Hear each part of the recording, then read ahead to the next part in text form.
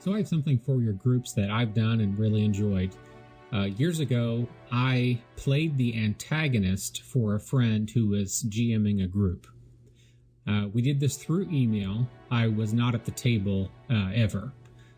I was playing a drow who controlled multiple minions in some mustache-twirling plot. The GM would tell me all that I knew, and then I would command my minions to do certain things in the world. The GM would update me with events, and we would talk back and forth about what I learned, and then I would give more commands to my minions or do other things like casting spells in the world to bring about my plot.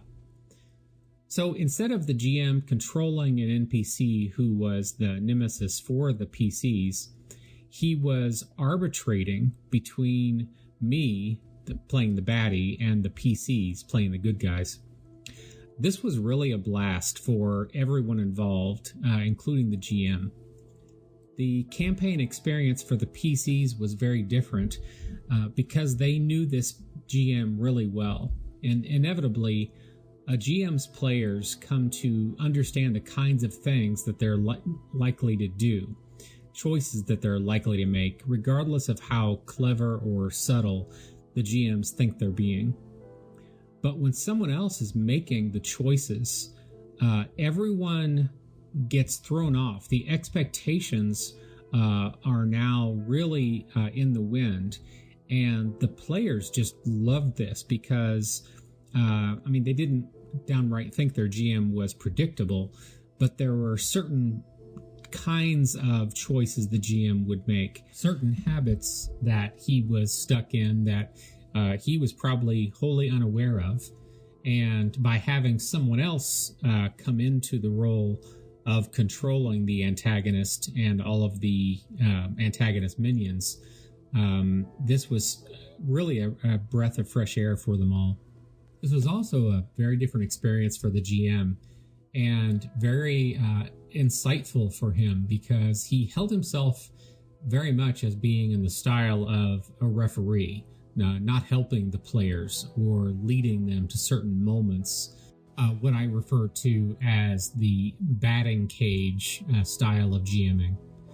So this experience showed that GM that maybe he wasn't being so fair after all in his normal campaigns.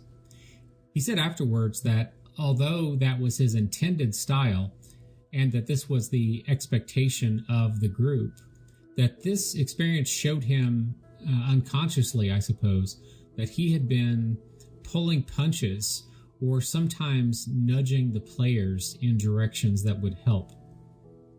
But by allowing someone else to control the antagonist, he felt obliged to make my choices as part of that, sacred contract between the GM and the player. And therefore, he had to follow through on whatever actions I declared for the bad guy. That is, he didn't consider me as some kind of a co-GM or assistant GM, but instead as an actual player who was making choices, and he had to honor those choices without any level of fudging in favor of the other players. So I really recommend trying this, even if you view it as experimental, and even if you need to have those players roll up different characters so that if they die, they're not upset that this experiment killed them. So who probably would enjoy this and who probably would not? Well, I think that groups who really aspire to being neutral GMs, being fair referees who are trying to pay heed to cause and effect, that those GMs and groups will like this because it's an extension of that stated style. Conversely, if your group is, again, what I call in the batting cage style of role-playing, and what others might call heavy narrativist styles, then I suppose you wouldn't like this. unless your group is willing to try a very different experience in doing this. All right, so how exactly do you do it? Well, just as with all campaigns, you explain the setting for this world and the region, location, all the dynamics at play, just like you would any other campaign. The player who's controlling the antagonist won't be playing, at the table or online in the presence of the other players. You can either have some mixture of email or whatever conversations you wish, but it's private. The bad guy has some kind of plot, a scheme against the desired outcome of the other players. This can't be done as a one-shot, or really it shouldn't be done with a few-shot game either. It only works if multiple sessions, the more the better, so that this choice leading to actions, cause, effect, information gathering, and repeat can really occur. You can, as I did with the drow bad guy, have many minions who relay information and carry out orders. This proved great fun for us. We were not trying to end up with a live player versus player battle, and that never happened in the scenario I was in previously. We are taking the machinations commonly controlled by the GM and giving all of those to this other player. The information going to both sides, the good guys and the bad guys, has to be adjudicated and filtered through the GM. So, for example, I, as the enemy, don't become omniscient just because I'm the baddie. Again, this is not a assistant GM or co-GM situation. This is another player that you assign all of the normal attributes to. They're simply controlling a character who's working against the rest of the players. The GM has to decide what the bad guy learns and when. And of course, that includes the possibility that some of the information is imperfect in some way. Of course, this should apply to the good guys as well. The information that they get, just like in any other campaign, can be wrong, sometimes very wrong. One thing you may notice as a GM is your inclination to tip off the good guys, to do little things that help the good guys, like leaving little breadcrumbs on the trail so that they follow the right path to, overcome the schemes of the bad guy. But if you're really wanting to be fair, to not help or even coddle your players, this experiment can really help significantly, for you may now see something that you've been doing all along. Perhaps you've been making your antagonists make mistakes just so the players would win.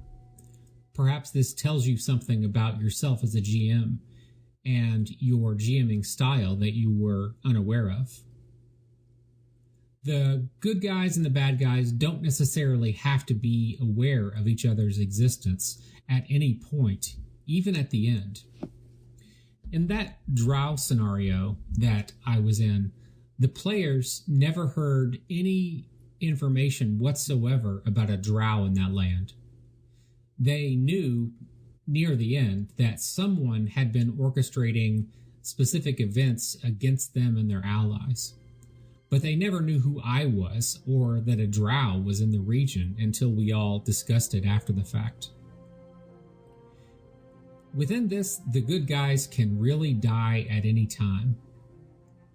If the scenario allows and the baddie players knows the right things and makes the right moves, you could have a TPK, perhaps quickly.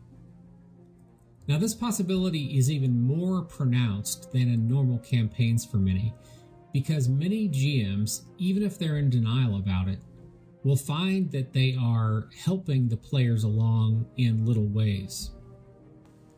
So this is why viewing this as experimental may be smart, at least the first time you do it.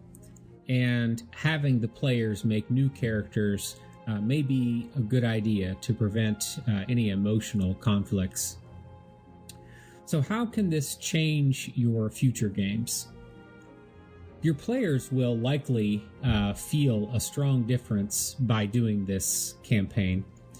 Perhaps because things are much harder, and perhaps because some of the baddie actions are so unexpected because you are not making those decisions. My guess is that the players will really like this novelty. I think this helps you GMing in the future in a couple of potential ways. One, if you already consider yourself to be a referee, that is, the social contract you have with your group says that you are paying a good faith effort to cause an effect rather than helping the players accomplish their goals or reach certain plot points within the narrative, then this may shine light on how you might be failing yourself in doing that.